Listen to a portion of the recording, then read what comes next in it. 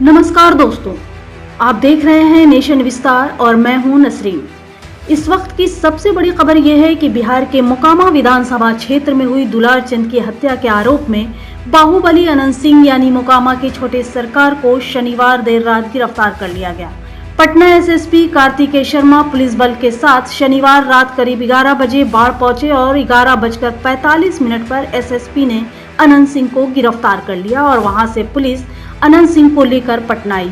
इस दौरान रास्ते में सुरक्षा के कड़े इंतजाम किए गए थे। एसएसपी कार्तिकेय शर्मा ने गिरफ्तारी के संबंध में बताया कि तारतर गांव में बीते गुरुवार को दो पक्षों का काफिला आ रहा था। दोनों के बीच झड़प हुई। मामले की जांच के सिलसिले में गवाहों के बयान लिए गए और घटना स्थल से जो वीडियो फुटेज मिले उसकी जांच की गई। इस मामले में जो सबूत मिले हैं उसी के आधार पर अनंत सिंह को बाढ़ इलाके से गिरफ्तार किया गया है। पोस्टमार्टम रिपोर्ट में जो पुष्टि हुई है उसके मुताबिक दुलार चंद की मौत किसी नुकीली चीजों के प्रहार और वाहन से कुचलने के कारण हुई है और उनके पैर के एंकल के पास गोली भी लगी थी। गिरफ्तारी के बाद अनंत सिंह की पहली प्रतिक्रिया भी सामने आ गई है। अनंत सिंह ने कहा है कि चुनाव अब मोकामा की जनता ही लड़ेगी। जनता दल यूनाइटेड के उम्मीदवार अनंत सिंह ने सोशल मीडिया प्लेटफॉर्म फेसबुक पर पोस्ट कर लिखा है, सत्य में जयते।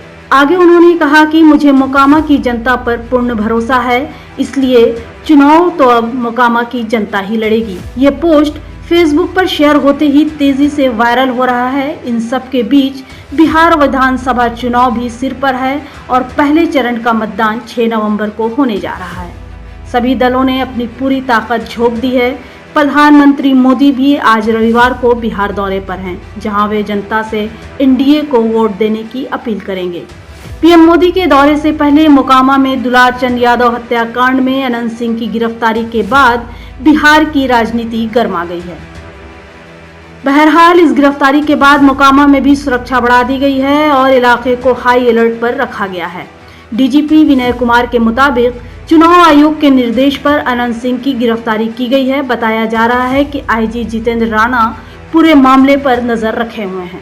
किसी भी हिंसा या अशांति को रोकने के लिए बाढ़ में अतिरिक्त पुलिस बल भी भेज दिए गए हैं। जो घटना मोकामा विधानसभा क्षेत्र में हुआ है उसको जिला प्रशासन और पुलिस ने काफ़ी अति गंभीरता से लिया।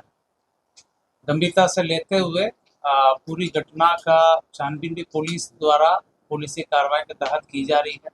कांड दर्ज हुआ है और पुलिसी कार्रवाई अलग से चल रही है। हम लोग इस घटना को बहुत ही सीरियसली देख रहे हैं और घटना के बाद काफ़ी हम लोगों ने कार्रवाई की है। आज जो गिरफ्तारी हुई है इसके संबंध में एसएसपी साहब और केस के संबंध में आपको बताएंगे।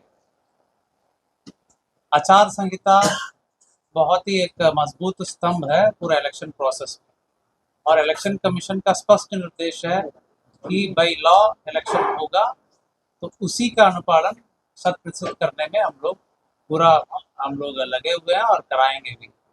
कोई भी असामाजिक तत्व किसी भी प्रकार की प्रयास करेगा कानून तोड़ने का, आचार संहिता तोड़ने का या किसी भी प्रकार की इन्फ्लुएंस करने का कोशिश करेगा तो उनके विरुद्ध कठोरतम कार्रवाई की जाएगी। हम लोग 100% आर्म्स डिपोजिशन करने के लिए आदेश दिए हैं और लगातार जल्द से जल्द जितने भी लीगल आर्म्स हैं वो भी डिपॉजिट हो जाएंगे। चेकिंग पॉइंट्स हर विधानसभा में 50 के ऊपर पॉइंट्स बनाने के लिए निर्देश दिया गया है, जिसमें सीएपीएफ के माध्यम से भी चेकिंग कराई जाएगी। सेजर पूरे राज्य में पटना जिला में सबसे ज़्यादा सेजर अभी तक का हुआ है। लगातार सीएपीएफ सक्रिय हैं और पर्याप्त मात्रा में सीएपीएफ की बल उपलब्ध है। वो पुलिस बल और मजिस्ट्रेट के साथ लगातार चेकिंग की कार्रवाई लगातार कर रहे हैं और सेजर भी कर रहे हैं।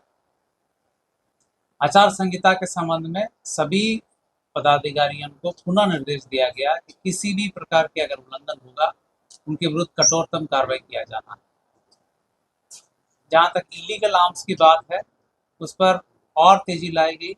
जहाँ जहाँ आवश्यकता हो सीएपीएफ को भी यूज़ करके उसमें छापामारी की जा रही है और जहाँ पर भी ऐसे सूचना मिलेगी वहाँ पर हम लोग छापामारी करके कांड भी दर्ज करेंगे, असामाजिक तत्वों को जेल भेजने का काम भी करेंगे। अवगत हैं कि 30 तारीख को एक गंभीर घटना घटी थी और जो दुर्भाग्यपूर्ण था कि इस तरह की घटना नहीं होनी चाहिए थी। इस घटना में जो तारतर गांव है उसके समीप में दो पक्षों जो वहाँ प्रत्याशी थे वो उन दोनों के काफिला आ रहा था और उन दोनों के बीच पक्षों में झड़प हुई और झड़प में पथराव हुआ, लोग घायल हुए और उसके बाद एक शव बरामद हुआ। उसमें जो दुलार चंद यादव हैं जो 75 वर्ष के रहने वाले हैं, उसी गांव के पास के रहने वाले हैं, उनका पूर्व में भी आपराधिक इतिहास रहा है, उनका शव बरामद किया गया। उसके बाद वहाँ पे दोनों पक्षों के द्वारा कांड दर्ज कराया गया। कांड दर्ज होने के बाद अनुसंधान प्रारंभ किया गया। पुलिस घटना की सूचना मिलते ही तुरंत पहुंची थी वहाँ पे और वहाँ से साक्ष्य भी इकट्ठे किए गए। घटनास्थल से कई जगह के फुटेज भी प्राप्त हुए जिससे क्या घटना हुई है उसके बारे में कई जानकारियाँ मिली। लोगों के गवाह भी सामने आए और उनकी गवाही भी ली गई। साथ ही कल मृतक का पोस्टमार्टम कराया गया, उससे भी हम लोगों को अहम सुराग मिले। जो अभी तक के अनुसंधान में आया उसमें उससे प्रतीत हुआ कि ये जो घटना हुई है ये आदर्श संहिता का उल्लंघन भी हुआ है। इसमें ये एक गंभीर मामला भी था। हम लोग इलेक्शन कमीशन के द्वारा निर्देशित भी किया गया था कि शांतिपूर्ण ढंग से इलेक्शन होना चाहिए और इसमें जब अनुसंधान किया गया तो पाया गया कि जो प्रत्याशी हैं वो वहाँ पे मौजूद थे, उनके सामने में घटनाएं हुई हैं और जो कांड के मुख्य अभियुक्त भी हैं अनंत सिंह, उनकी आज गिरफ्तारी बेड़ना गांव से किया गया है। इसमें हम लोग को जो जानकारी प्राप्त हुई थी, इनके दो सहयोगी भी इनके साथ में थे जो उस घटना स्थल पर भी थे और उनकी भी गिरफ्तारी की गई है। ये दो व्यक्ति हैं मणिकांत ठाकुर जो नदवा गांव के रहने वाले हैं और दूसरा रंजीत राम जो लदमा गांव के रहने वाले हैं। इस पूरे 3 लोगों की गिरफ्तारी हुई है। जो प्रत्याशी हैं अनंत सिंह, उनकी गिरफ्तारी हुई है। दूसरा मणिकांत ठाकुर जो नदवा गांव के रहने वाले हैं, बाढ़ थाना अंतर्गत। दूसरे रंजीत राम जो लदमा गांव के रहने वाले हैं। ये लोग भी उस घटना स्थल पर थे मौजूद। इन तीनों की गिरफ्तारी की गई है। इन तीनों को आगे मजिस्ट्रेट के सामने प्रस्तुत कराया जाएगा और आगे विधि सम्मत कार्रवाई की जाएगी। इसमें जो पोस्टमार्टम रिपोर्ट आया है उस रिपोर्ट में दिया गया है कि उनके जो मृत्यु का कारण बताया गया है उसमें बताया गया है कि जो शॉक लगा है उनको हार्ड और ब्लंट सब्सटेंस के साथ, जो उनके हृदय और फेफड़ों में जो चोट आई है। इसके अतिरिक्त उनके पाँव में गोली का भी आया है, जिनको गोली मारी गई है। इस दोनों चीज़ों से स्पष्ट होता है कि ये हत्या का मामला है और चूंकि घटनास्थल पे कई लोग मौजूद थे, वहाँ के लोगों के बयान वगैरह से स्पष्ट हो रहा है, तो इस कारण इसमें गिरफ्तारी गोली बरामद हुई नहीं, इसमें गोली बरामद नहीं हुई है क्योंकि इसमें जो मृतक के पोस्टमार्टम में बचा रहा कि एंट्री वुंड भी था और एग्जिट वुंड भी था। दोनों तरफ से हमला हुआ है। मैं उत्तर दूंगा, यहाँ पे एक एक करके हम लोग बात करेंगे। एक एक करके आप लोगों के प्रश्नों का उत्तर दे देता हूँ। इसमें पहला बात जो था कि 3 लोगों की गिरफ्तारी हुई है। इससे 3 लोगों की गिरफ्तारी हुई है। इसमें अन्य लोग भी हैं जिनके विरुद्ध रेड छापामारी चल रही है। ये दूसरे पक्षी मैं फिर से रिपीट कर दे रहा हूँ। इस मामले में अभी तक 3 गिरफ्तारियां हुई हैं। इसमें अन्य लोग भी हैं जिनकी गिरफ्तारियों के लिए रेड छापामारी चल रही है। जल्द ही उनको भी गिरफ्तार किया जाएगा। इसमें अनुसंधान जो CID के द्वारा भी शुरू किया गया है, CID की एक टीम भी बनाई गई है जो इस पूरे मामले पे अनुसंधान साथ में करते रहेगी और हम लोगों को सहयोग भी देगी। जो अग्रतर अनुसंधान में आएगा उससे भी आप लोग को अवगत कराया जाएगा। जो आप लोग द्वारा प्रश्न किया गया था कि दूसरे पक्ष पे क्या कार्रवाई हुई, तो आप लोगों को अवगत करा दें कि इसमें इस पूरे घटनाक्रम में कई चीज़ें हुई हैं।